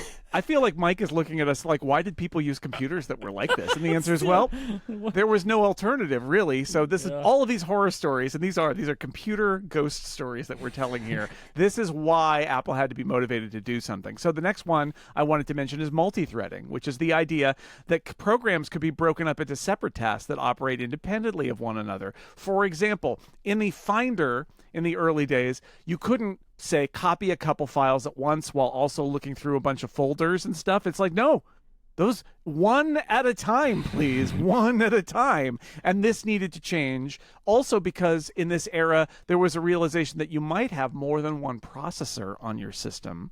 And if you had multi-threading, you could have a traffic dispatcher that could say, this thread could work over there while this one could work over here. And the only way you could do that with multiple processors, or what we now have, which is multiple cores, is by not having everything run on a single thread. So programs were very single-minded back then, and the system and all of the system apps and everything else needed to have the ability to spawn processes in different threads and do more than one thing at a time, which we take for granted today. And to be clear, it's because the operating system expected to run on a single CPU and expected to do everything was going to happen on a single CPU. So if you had a second CPU, it would be like, well, that's nice. What the hell am I supposed to do with that? Right. They would give extensions. They would be like, okay, in Photoshop and Photoshop only, Photoshop plus some extension to the system combined are now aware that there's another CPU over there. And you know what you can do with that CPU? When I run a Photoshop filter, and only when I run a Photoshop filter, I'm going to use the second CPU plus the first one to be faster. But everything else was like, I don't even see that CPU. I have no,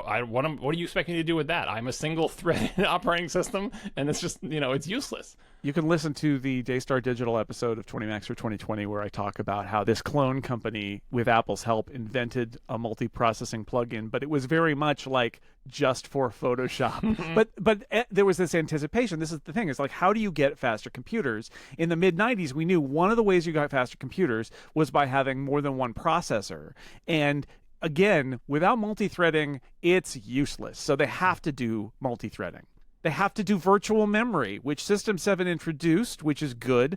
Virtual memory is a concept that a computer can have a larger memory space than its actual RAM that it has, and that lets you swap some of the data that's stored in memory out to the hard drive, which is a lot slower, but you can sort of efficiently manage memory. It also allows apps to have their memory in a kind of a virtual space instead of it being physically exactly what's on the chip. This is good. These are all modern ideas. The Mac needed a memory model with virtual memory as more than kind of a patch in. the way the classic Mac OS did virtual memory, and this gets confused because casual people saying virtual memory mean multiple things at the same time. But virtual memory is what Jason just said, which is, remember I said that everyone is sharing the same big address space and your RAM goes from like 0 to 512K or however much memory you have? When you have virtual memory, they say, okay, your RAM, it goes from 0 to whatever. That's how much RAM you have. Every byte of it gets, whatever, right? But what we're going to say is, what you're going to see as a program and what the operating system is going to see is still going to be one on the classic Mac OS. It's still going to be one giant memory space, but that memory space is going to go from 0 to 4 billion. Yeah. And you're like, well, I don't have 4 billion bytes of don't worry RAM. about it. Don't worry about it. It's like, well, I know you have the RAM that you have, but I'm saying instead of seeing just 0 to that amount of memory, you're going to see 0 to 4 billion.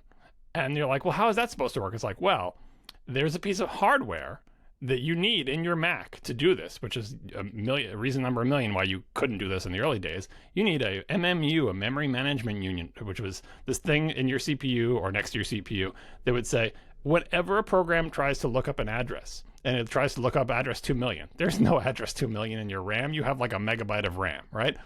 It says, okay, I have a table that maps every single address from programs are using to a physical address in your RAM chips. And I keep that table updated. And without the hardware, you can't do this because obviously it would be too expensive to like try to do this in software. There needs to be special hardware that would say, I need to map from physical to virtual addresses for every single thing. It was still one memory space. Everyone can still see everyone else's junk, but the memory space was way, way bigger. And as Jason just alluded to, the other part of quote unquote virtual memory that people put under that phrase is the concept of, okay, well, now when I have more addresses than physical RAM, what happens when I run out?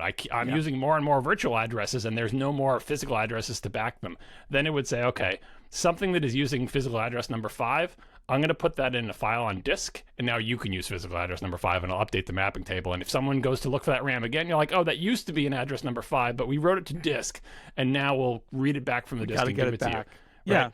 And so virtual memory is just the concept of a virtual address space, but swapping is where you take things out of RAM and put them on disk, and those all go under an umbrella term. But you'll note none of this solves the underlying problem. It just extends the timeline as we race towards the cliff. Yes, that's right. We've got some new seat covers on our car that's racing toward the cliff. I will also say that one of the consequences of all of this decision is, as veteran Mac users will remember, you used to be able to get info on apps and assign how much memory they could take. It was very common back then. The idea was, oh, your word processor's misbehaving. Why don't you give it a little more memory? But you didn't want to give it too much because they would try to ask for that, and then you could end up in a situation where you were running out of memory. And so, like, the idea that the user is managing how much memory each individual app uses, which should never be allowed to happen, but that is what we did back in that era. Yeah, before that get info dialog existed, that was still happening. Because remember, you just got one address space, whether it's real or virtual. Every app needs to reserve a little portion of the green field for them. Then you could adjust it. How big is that portion? It used to be that the developer would pick the size of that portion. They would say, I'm going to pick 50 kilobytes. But of course, that would limit, especially in the days before swapping, that meant you could never edit a document more than 50 kilobytes. Your whole program fits in 50 kilobytes. And so the innovation of System 7 is like, what if we let the user change that? Obviously, you couldn't change it below the minimum, but you could make it bigger. And to Jason's point, sometimes you'd make it bigger because like the program was crashing and it was scribbling over something outside of its bounds, and you just give it a little bit more room to scribble in because you say, I'm gonna reserve 4 times as much, and now it doesn't crash anymore. It's still got the bug, but when it scribbles, it turns out it's scribbling in its own space that ends up being unused. Or if you wanted to open up a larger document, you would say, it can't open this document, it tells me out of memory. I'll give you more memory in the get info thing. I'll relaunch you, and now you will reserve a bigger portion of that green field that we're all sharing. Yeah, it's a wild idea. Also, the opposite is also true, which is if there was a piece of software that thought it wanted to reserve a large amount of memory and it didn't use it, that was not great, ideally, because it was reserving memory that it didn't actually need, and maybe you needed it for something else. So it goes both ways. But yeah, this was bad. Don't do this, is what I'm saying. And Apple knew it. Apple knew it. Mike, can you even believe that we used to live like this? It makes me feel like you really needed the internet so you could have something else to do. You know, it's like the computers didn't do much, so we had to adjust their memory. This is all I did all day. The days before the internet, I would spend hours and hours and hours just in front of my computer that was not connected to any other computer, and I would just be on the computer. All I had was the software that I had. That's it. I also did have that experience. I would sit at my PC and just search the file system. And that was what I did. It's like, what's in here? Let me a little find video out. game. Yeah. Find some computer files. That was all I could do. Because even when we had the internet, I couldn't be on the internet all the time. My internet time was allotted to when does mum not need the phone, and that was all I got. So I do remember those feelings too of like being on the computer is just seeing what the computer can do. So we've listed a whole bunch of reasons why Apple might need a new operating system. And I should also say, in the 90s, percolating in the background, there were a lot of big ideas about the future of computing.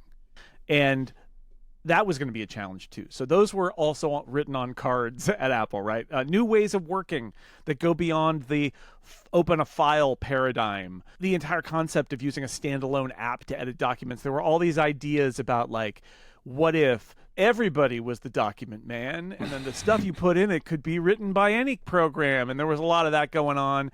Mac couldn't do any of that, but maybe the next generation could. There was this amorphous feeling like it needed to be flexible enough to enable Apple to build the next big thing, and the current Mac OS couldn't do it. So they knew they needed to replace the old Mac OS with something new. They were challenged by the fact that Apple sales were sagging. Microsoft was becoming increasingly dominant. Apple's customers were loyal, but if the Mac is going to be, think about it this way. I love the Mac. I want to use the Mac.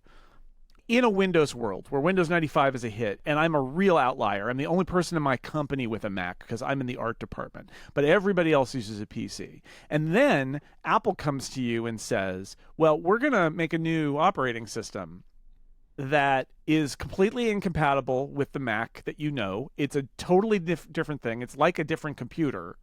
At that point, a lot of those people, I'm going to say, well, if I have to choose between brand new, completely unrelated non-Mac operating system from Apple and just using Windows, at this point, why don't I just go to Windows? Your thing is new and weird. Windows is going to be new and weird, but everybody's using Windows and nobody's using the Mac, and now the Mac's not going to exist anymore. And this was a huge problem for Apple because they wanted to maintain their existing markets. They wanted to give them a bridge to whatever they were going to do next and not make it so alien that they just gave up and started using Windows like literally everybody else on the planet.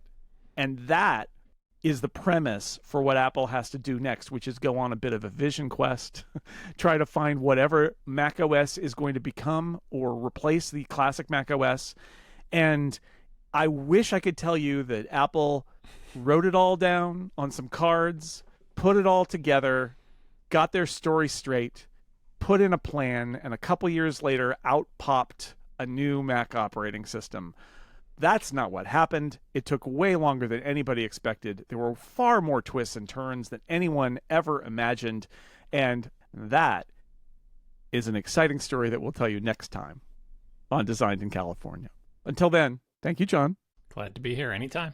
Well, there'll be many more times. Don't you worry about that. We got a lot of OSs to cover. We haven't even gotten to the next one. All right, so we're on our way to replace classic Mac OS, but the rest of it's going to have to wait for another podcast on another day. But it's so great to talk to John about this stuff. He's seen it all. He's been there. So remember, this is design.fm. That's where you can go to back our Kickstarter campaign. Jason, people I'm sure they love this conversation and I want more of it. When are they going to get it? It's going to happen as we launch the show. So I would say late summer, early fall. We hope, we still got a bunch of planning stuff to do. We hope to launch the feeds for it in advance of the new episodes dropping. Yes. But we have to work out the timing, and there's some technical things and all of that. So you keep, we'll mention it here when it's up and running, both for supporters and for the general public to get the feed of when that happens. And then I think our plan is that it'll be the first full series. Yes.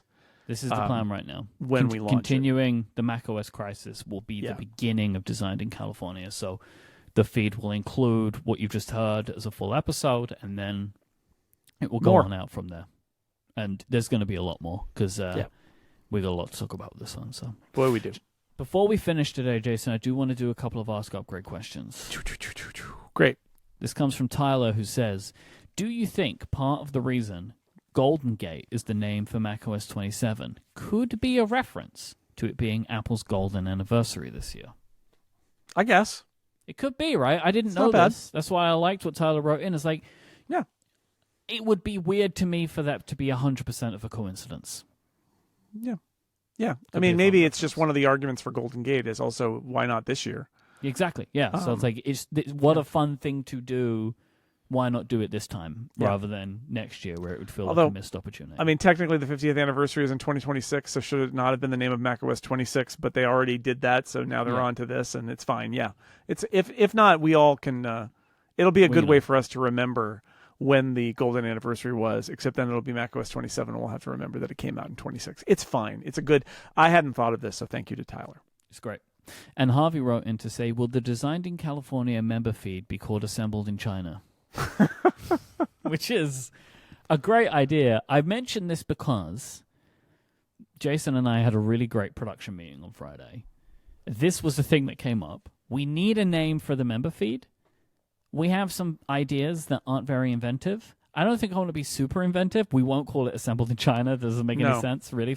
But if you have a suggestion for a name for our feed, write in at upgradefeedback.com. I would like to see them. Yeah, and in fact, if I can guide you slightly further, there's the name of the version of the show that goes to backers without ads, and there's also going to be an additional feed for backers. Yes, that is the bonus episodes. Yep, sort of like how there's the Cortex Mortex feed, specials. And then there's Mac the Power users has them too, and MPU too. So we really have two things that we have to decide on name and branding for. So people can keep that in mind too. We know no guarantees, but look, Tyler surprised us with the Golden Gate theory. So you can surprise us with great ideas that we have not thought Harvey of. also surprised us with a great idea, which is Assembled in China. But it's hilarious. A great idea that we I don't think we no, use. that's not going to happen. It doesn't make sense to use. Great I idea. don't think, but it is fantastic. So if you have suggestions, you can write them in at the same place that you can send in your feedback, follow-up, and questions. That is upgradefeedback.com. Thank you to our members who support us with Upgrade Plus. Jason, I want to talk to you about a problem I'm having with my laptop. Okay. On Upgrade Plus today. And I want to talk to you about the World Cup, so we'll do both of those things. You can find a video version of this show by searching for the Upgrade Podcast on YouTube. I would like to thank Squarespace, Mercury Weather, and Fitbod for the support of this show. But most of all, thank you for listening. Until next time, say goodbye, Jason Snell. Goodbye, Mike Hurley.